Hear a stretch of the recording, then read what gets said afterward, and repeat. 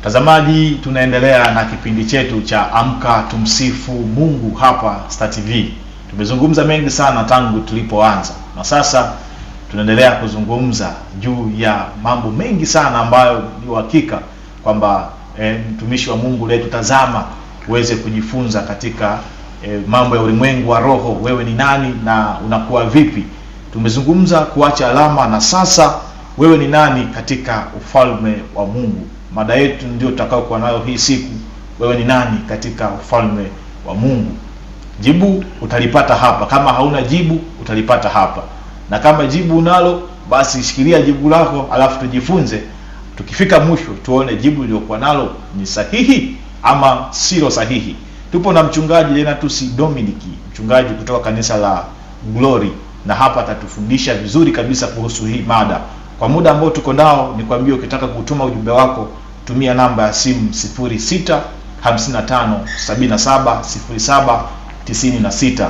Kwa namba hiyo unaweza ukaikopi hapo kwenye TV yako, na kama kutakuwa na ujumbe ama message unataka kuwasilisha hapa, tafadhali andika jina lako, tuambie wewe ni nani, kutoka wapi, na moja kwa moja sasa kiandike hicho ambacho utataka kukiuliza. Nikwambie tu usipige simu, tuma ujumbe.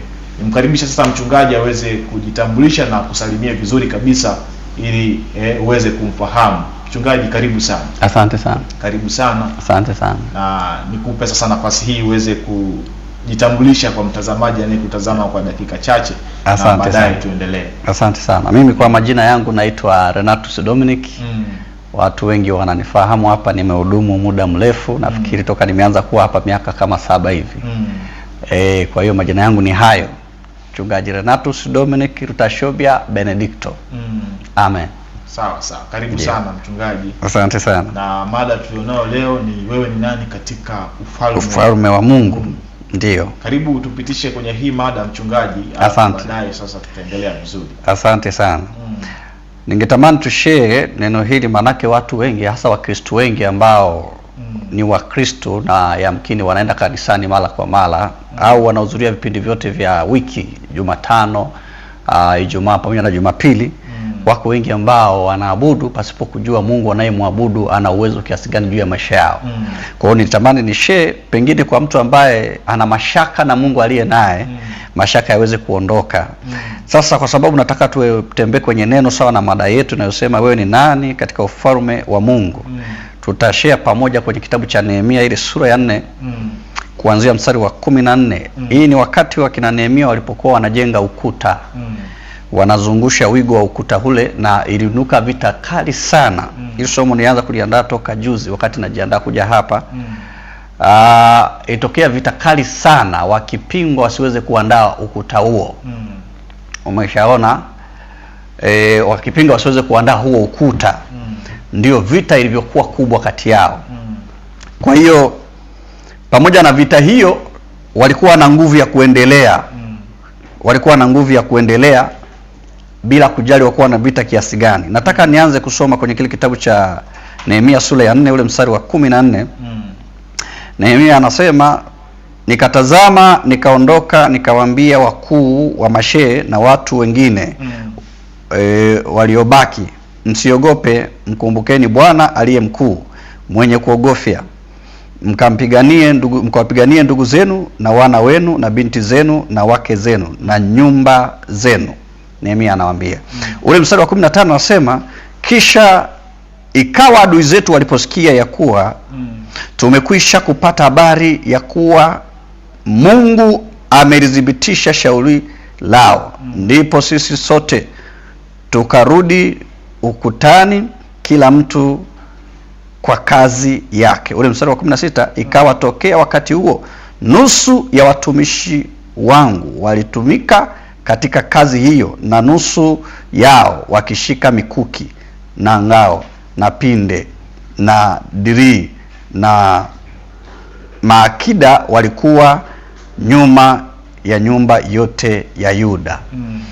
Hili ndo neno ambalo tutaka tutamani tulisome. Ukiendelea kusoma huku chini, walikuwepo mafundi washi au jenzi, walikuwepo maselemala, walikuwepo waliokuwa wanalinda zile kuta, hasa kwa majenzi.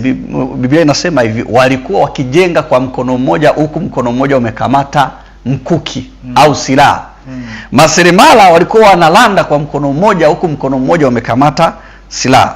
Somo letu ni kwamba wewe ni nani katika ufalme wa Mungu. Tumepita mahali pengi pagumu na katika nyakati tofauti tofauti ambazo na nyingine huwa zinatafsiri kwamba Mungu unayemsikia, kwamba Mungu aliyekuumba, aliyekujua kabla misingi ya ulimwengu haijaumbwa. Kwa nini kama ameniumba, kwa nini napita mahali hapa nakopita sasa hivi? Kwa nini napita tabu kama hizi ninazopitia wakati huu? Lakini hii haimaanishi kwamba Mungu wako hayuko pamoja na wewe. Huwa na tafsiri moja nasema, pamoja na kwamba tumeumbwa na Mungu, Mungu alitupa uwezo wa kuishi na kutembea katika kusudi la Mungu sawasawa na mapenzi yake. Yaani Mungu alipomaliza kutuumba, kuna vitu aliachilia kwenye maisha yetu tutembee navyo. Aliposema katawale samaki wa baharini na wanyama wote, manake wewe unakuwa Mungu. Mungu anamwambia Musa, nitakufanya kuwa Mungu mbele ya Farao. Yaani Musa anapokwenda kwa Farao, Farao anaonesha ukuu wake, lakini na Musa ameshaambiwa na Mungu ahadi, nitakufanya kuwa Mungu mbele ya Farao. Vita inaanza kupiganwa siku ya kwanza, inapiganwa siku ya pili, mpaka mapigo 12. Ndipo Farao anawekwa baharini na kufia baharini pamoja na jeshi lake. Lakini pamoja na vita hiyo ni kwamba moyo wa Musa au kupungukiwa ujasiri. Aliendelea kujua wakati mioyo ya hawa imelaluliwa na kukata tamaa, bado moyo wa Musa ulikuwa unamjua Mungu aliye hai. Somo letu linasema wewe ni nani katika ufalme wa Mungu. Yamkini aliyokuwa akiwakokota kutembea nao walikuwa wajui thamani yao, walikuwa wajui kiwango cha ukuu wa Mungu anayemwabudu. Wamesikiaga tu habari, sisi ni Mungu wetu ni Mungu wa Ibrahimu, Isaka na Yakobo. Miaka zaidi ya 400 wamekaa utumwani, hawakuwahi kukutana na habari za Mungu wao. Ukisoma hapo kwenye kitabu cha Kutoka, Biblia inaelezea vizuri kwamba walikuwa wakipata mateso makali sana kupitia Farao aliyokuwepo kwa kipindi kile, kwa sababu huku nyuma Biblia inasema ndipo akazaliwa Farao asiyemjua Yusufu. Kwa hiyo kulikuwepo Farao aliyekuwa anajua makubaliano kati yake na Yusufu, lakini huyu alipokufa akaibuka Farao asiyemjua nani? Yusufu. Sasa hawa, kadiri alivyoibuka Farao asiyomjua Yusufu, kikaibuka kizazi kisichowahi kukutana na Mungu, isipokuwa amesikia kuna Mungu wa Ibrahimu, Isaka na nani? Na Yakobo. Sasa ukisoma vizuri kwenye kitabu cha Kutoka, Musa kwa mara ya kwanza anakutana na Mungu wakati kichaka kinawaka moto. Mungu anajenga msingi wa kumwambia wewe ni nani katika ufalme wangu, na umeumbwa kwa kusudi lipi? Uwatoe wanangu kutoka Misri katika nchi ya utumwa kuwapeleka wapi? Kanaani. Sasa Musa wakati anapita mapigo la kwanza, la pili, jamaa bado roho ngumu, ya tatu bado roho ngumu, yeye alikuwa anajua aliyeniita, anajua mwisho wa hii vita. Kwa sababu hivi vita, Biblia inasema hivi vita sio vya kwangu, bali hivi vita ni vya nani? Ni vya Bwana. Kwa hiyo Musa alikuwa anajua si mimi nayepigana, bali ni Mungu anayepigana. Sasa ukisoma pia habari za Daudi alikuwa anajua, kwa sababu alipokutana na Goliati, ni kweli Goliati alikuwa ni pande la mtu. Pande la mtu kabisa, ambalo hata yale majeshi ya yule mfalme yaliogopa kukabiliana nayo. Lakini huyu jamaa anasema hivi, ninakuijia kwa jina la Bwana, sio kwa jina langu Daudi. No, na kuijia kwa jina la Bwana wa majeshi. Asilimia kubwa ya vita ambavyo huwa mara nyingi tunapigana kwa fahamu zetu na kwa akili zetu. Kwa sababu wewe ulipomkubali Bwana Yesu kuwa Bwana na Mwokozi wa maisha yako, Musa anapoulizwa utaenda na nani na nini kumtumikia Mungu kule mlimani, Musa anasema tutakwenda sisi, watoto wetu, mifugo yetu na hata ukwato, maana hatujui ni kipi Mungu atahitaji kimtumikie Mungu mlimani. Kwa hiyo wewe ulipoitwa, Biblia inasema tumehamishwa kutoka kwenye ufalme wa giza, tumewekwa kwenye ufalme wa mwana wa pendo lake. Kitendo cha kuhamishwa, tulihamishwa na vitu vyote tulivyo navyo. Tulihamishwa na uzao wetu, tulihamishwa na watoto wetu, tulihamishwa na uchumi wetu, tulihamishwa na biashara zetu. Sasa mchungaji, umeeleza vizuri kabisa. Na pengine sasa mtazamaji hapa akawa anataka kujua tumehamishwa kutoka huko tulikohamishwa. Ndio. Na tukaenda katika sehemu ya ufalme, sijui umesema hivyo. Sasa nataka kujua mtu anapozungumza ufalme wa Mungu hasa anakuwa anamaanisha nini? Mtu anapozungumza ufalme wa Mungu maana yake ni kujua kwa upana uweza na nguvu za kimungu zilizoko ndani. Kujua kwa upana uweza wa kimungu ulioko ndani mwetu. Huo ndio ufalme wa Mungu. Kwa sababu kama hujaujua ufalme wa kimungu utaishi kama wana wa Israeli aliokuwa anakokotana nao Musa. Wanamuona Farao wanasema tunakufa leo. Musa anakuambia hakuna anayekufa. Na unaposema kujua kwa upana huo uweza maana ni nini sasa? Kuna tenzi inaimba hivi, nataka nimjue Yesu tena nizidi kumfa, nijue pendo. Yaani unapomjua Mungu kwa upana na wewe utaishia kumjua, utajua thamani yako. Kwa sababu anasema sio nyinyi mlionichagua bali mimi niliwachagua ninyi. Kwa hiyo ukimjua Mungu kwa mapana utajua thamani ulionayo katika ufalme wa Mungu. Umeelewa hapo mtumishi wa Bwana? Sawa. Ukijua uweza wa Mungu utajua thamani yako ulionayo katika ufalme wa nani? Wa Mungu. Sasa Mungu tuliye naye, hakikisha, nina point ya pili hapa inasema hakikisha Mungu unayemwabudu anajidhihirisha. Kama Mungu wako unayemwabudu ajidhihirishi, basi huyo Mungu si Mungu unayemwabudu wa kweli. Lakini Mungu unayemwabudu lazima afanye nini? Ajidhihirishe. Nina kaushuhuda kamoja kadogo sana. Jamaa mmoja aliyekuwa na dini yake alioa mwanamke akamwambia ninakwenda kukuoa, lakini sasa siku tukiachana ni pale utakaponisaliti. Yule mwanamke akasema siwezi kukusaliti. Sasa siku moja ikatokea kweli mwanamke akafanya nini? Akamsaliti. Sasa nazungumzia habari lazima uhakikishe Mungu unayemwabudu ni Mungu wa matokeo. Yaani analeta nini? Matokeo. Yule mwanamke akazini, baadaye watu wakamwambia mke wako bwana anatoka nje ya ndoa. Akasema hapana, kiapo nilichomwambia hawezi. Siku moja akanjio twende tukupeleke. Akampeleka kweli akamkuta yuko guest fulani. Anafanya huo uzinzi. Akamwambia twende kwa kiongozi wetu wa dini. Nilisema siku tukiachana ni pala ambako utakuwa umetoka nini?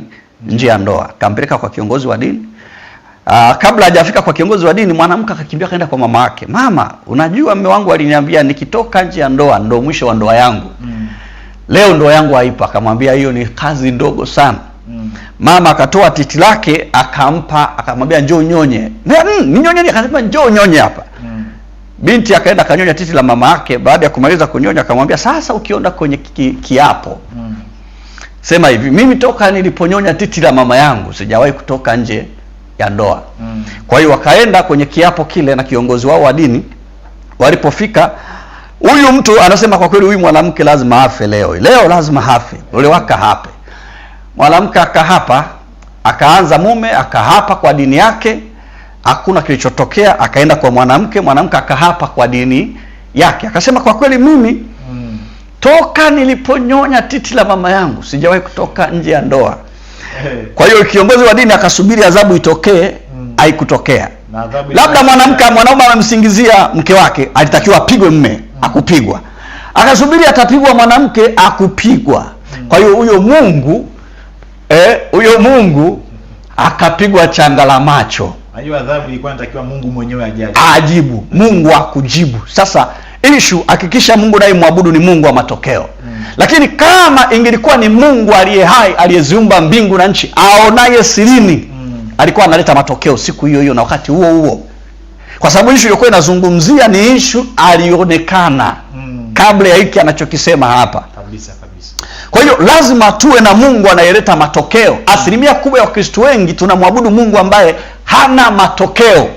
Lazima tumwabudu Mungu anayeleta matokeo. Wakati haijalishi unapita kwenye vita ya aina gani, lakini Mungu wako lazima awe na matokeo. Tunaye jina lipitalo kila jina, nalo ni jina la Yesu.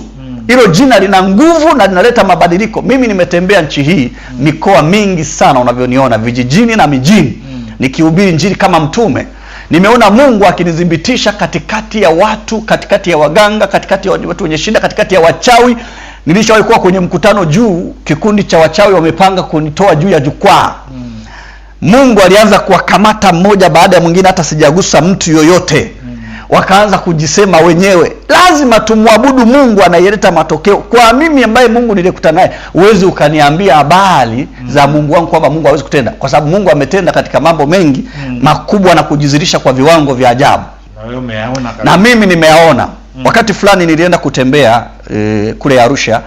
Nitembelea nyumba moja, nikakuta mama mmoja ambaye alikuwa amekata tamaa sana. Nikafika pale nikamhubiria habari njema za Yesu. Alishangaa vitu ninavyomwambia ni vitu anavyotembea navyo. Baadaye alikuja kanisa tukaabudu naye pale Arusha, lakini akawa ananiambia, mchungaji, siku umekuja ndio siku nilikuwa nimepanga kujipiga kitanzi. Maki amemsomesha mume wake kwa gharama zake. Mume wake akapata kazi jeshi. Alipopata jeshi akapata ajira, akamwacha, akamtelekeza, akaoa mwanamke mwingine. Yule mwanamke akaona kilichobaki ni kujipiga kitanzi. Nilipokutana naye nazungumza naye habari za ufalme wa Mungu, alipomjua Mungu, leo huyu mama Mungu amemuinua na kumfanikisha kwa viwango vya ajabu sana. Akumbuki tena machungu. Shida ya maisha tunayopitia yanatufanya tusimwone Mungu wetu tunayemwabudu. Yaani hata kama Mungu yuko tayari kutusemesha, hatuko tayari kusikia sauti yake, kwa sababu tunatazama vitu, tunatazama watu, tunatazama jamii iliyotuzunguka. Yule mama alipona nafsi yake kabisa, na hata sasa anamtumikia Mungu na amefanikiwa kiuchumi. Amtegemei sana mume wake tena. Sawa. Sasa mchungaji, naona muda wetu unakimbia na kweli inabidi tufike mwisho. Niombe sasa kwa dakika chache utuelezee juu ya hii mada kwa utangulizi ambao umeweka hapa siku ya leo. Tuambie tu kuna tofauti gani kati ya kuwa muumini wa kawaida na kuwa raia wa ufalme wa Mungu. Kuna tofauti gani? Yaani huo tofauti wa mtu kuwa muumini wa kawaida na kuishi haya maisha ambayo umetuelezea kuhusu ufalme wa Mungu. Biblia inasema walimwamini Kristo lakini hawakumkiri. Walimwamini Kristo hawakumkiri. Na muamini kwamba ni Yesu, lakini unamkiri. Kumkiri lazima uyaishi yale maisha. Kwa hiyo unaweza ukawa muumini lakini hauishi yale maisha ya Kristo anayotaka kuyaishi. Umeshaona? Kwa hiyo asilimia kubwa watu hawayaishi maisha ya Kristo, ila wana jina. Kitabu cha Ufunuo kinasema una jina la kuwa hai lakini umekufa. Yaani una jina la kuitwa Mkristo, lakini katika ulimwengu wa roho mbingu hazikujui kama Mkristo. Kwa hiyo ili ujulikane kama Mkristo ni wewe mwenyewe na nafsi yako, namna ya kujipanga na juhudi za kuhakikisha unatembea na Mungu katika maisha yako ili uweze kumuona Mungu, lakini katika njia nyingine, lakini kujitoa kumtumikia Mungu kwa moyo mmoja, kujitoa kufanya kazi ya Mungu masaa yote. Kama sisi hapa maisha yetu mengi ni kazi ya Mungu. Tunatembea, tunakwenda kila mahala, tunamhubiri Kristo, lakini kila mmoja afanye kwa kadri jinsi anavyoweza. Kama ni sehemu ya kuhani afanye sehemu ya ukuhani, kama ni sehemu ya ukusanyaji akusanye kimapato ili tukamtumikie Mungu. Kama ni sehemu ya kutoa baraka kwa wengine, wabariki wengine bila kukata tamaa. Kwa hiyo utaenda kumuona Mungu, lakini pia utaweza kujitofautisha kati ya watu ambao wanaishi katika ufalme wa Mungu na wale ambao ni Wakristo lakini hawauoni ufalme wa Mungu kisawa sawa. Unaweza kujitofautisha hapo. Na ni dalili zipi ambazo mtu ukimwona nazo unajua kabisa huyu anaishi maisha ya ufalme wa Mungu na huyu haishi haya maisha? Dalili zipi ambazo mtu mwenyewe anaweza kujitathmini kwa hizo na akajua kabisa? Dalili ya kwanza ni namna mtu anavyoongea. Kwa sababu watu walimtambua Petro hata kutembea na kuongea kwake. Kwa hiyo dalili ya mtu anavyoongea, uwezi ukakutana na mimi nasema maneno ya kisera alafu ukasema huyu ni mtumishi wa Mungu au huyu anaabudu, lakini namna anavyokujibu wewe na kuongea na wewe ndio unajua kabisa huyu ni mtumishi wa Mungu. Lakini namna unavyowakarimu wengine, Biblia inasema katika kuwakarimu wengine walipokea malaika pasipokujua. Namna unavyoishi na jamii na majirani wako waliokuzunguka, namna unavyoishi kwenye ndoa, namna unavyoishi na watoto wako. Haya mambo yote yanaweza kuonesha kama dalili za kwamba huyu, japokuwa hatujui Mungu amemwandikia nini, lakini kwa matendo ya nje tunaona huyu ni mwenda mbinguni. Ndio. Sawa. Sasa muda wetu unakimbia, niombe nikupe dakika chache utupe ujumbe wa mwisho kwenye hicho ulichokisema, kama kutakuwa na chochote ambacho natamani kukizungumza. Kwa sababu ya dakika tulizonazo ni chache sana. Naona nina dakika 8 tu hapa. Mimi mara nyingi napenda sana ninapohubiri niongoze mtu sala ya toba, lakini mwisho nitoe namba ya simu kwa yule ambaye anataka kunitafuta. Ninapatikana Arusha pale, Arusha mjini. na nafikiri baada ya wiki mbili nitakuwa Arusha, nitakuwa na huduma ya maombi na maombezi pale. Kwa yoyote ambaye atanitafuta nitataja namba hapo. Hapa Mwanza nipo kama wiki hii inayoanza kesho. Baada ya wiki nitakuwa nimeondoka. Kanisa letu liko Kisesa, kanisa la Glory, tunawakaribisha sana nyinyi mlioko Mwanza. Na pale Arusha kuna kanisa liko Bara, pale Ebeneza Bara. Tunawakaribisha sana. Sasa wewe ambaye unanisikiliza hapo, nataka nikuongoze sala ya toba hapo. Unataka umpokee Yesu leo. Yawezekana ulikuwa umekata tamaa, uweze kwenda kanisani, ulikuwa unamwabudu Mungu, umeacha, umeanza ulevi, umeharibikia kwenye bangi, umeharibikia kwenye sigara. Pale Arusha tulimekutana na vijana wengi ambao wanavuta bangi na sigara, lakini tunamshukuru Mungu wengi tunawafikia wanaacha. Na kama kuna kijana anavuta bangi na sigara, huyo ni wa kwangu. Na kama kuna shida yoyote ile ya mtu anahitaji maombi, na wengi ambao nimeanza kutumika hapa Star TV wanaelewa, ambao wamechukua namba zangu tulikuwa tukiomba na Mungu anawafungua. Sasa baada ya kusema hayo, wewe ambao unanisikiliza unataka umpokee Yesu, utafuatisha maneno haya pamoja nami. Sema: E Bwana Yesu, ninakuja mbele zako, mimi mwenye dhambi. Unisamehe, ulifute jina langu kwenye kitabu cha hukumu. Uliandike jina langu kwenye kitabu cha uzima. Kuanzia sasa uwe Bwana na Mwokozi wa maisha yangu. Ninakataa laana, mikosi, mizimu ya kiukoo. Kuanzia leo mimi ni ukoo wako Yesu. Karibu ndani mwangu, karibu moyoni mwangu, kuanzia sasa na siku zote za maisha yangu. Amen. Kuanzia sasa wewe ambao umefuatisha maneno haya na sala hii, wewe umeokoka, umempokea Bwana Yesu kuwa Bwana na Mwokozi wa maisha yako. Sasa baada ya kusema hayo, kabla sijaenda kukuombea, nitataja namba ya simu. Nikimaliza nitakwenda kukuombea ili nikuache kwa amani ya Kristo. Namba yangu ya simu ni 0762. Usipige simu tafadhali sasa hivi. Namba yangu ya simu ni 0762664952. 0762664952. 0762664952. Lakini nataka nikuombee sasa baraka za Mungu ili Mungu apate kukupigania. Wewe mwenye tatizo lolote lile, kama una imani, kama unaamini kabisa, hapo kamata kwenye TV yako karibu na kichwa changu hicho unachokiona hapo, kamata tu hapo, ninaenda kuombea na Mungu anaenda kufungua sasa hivi hapo ulipo. Baba, katika jina la Yesu Kristo wa Nazareti aliye hai, ninakutukuza Mungu muumba mbingu na nchi, Mungu uliyekuwepo kabla ya viumbe vyote kuwepo, unayeishi. Tazama ninapoongea na Watanzania zaidi ya milioni 60 wanaonitazama Mungu ndani ya taifa hili la Tanzania.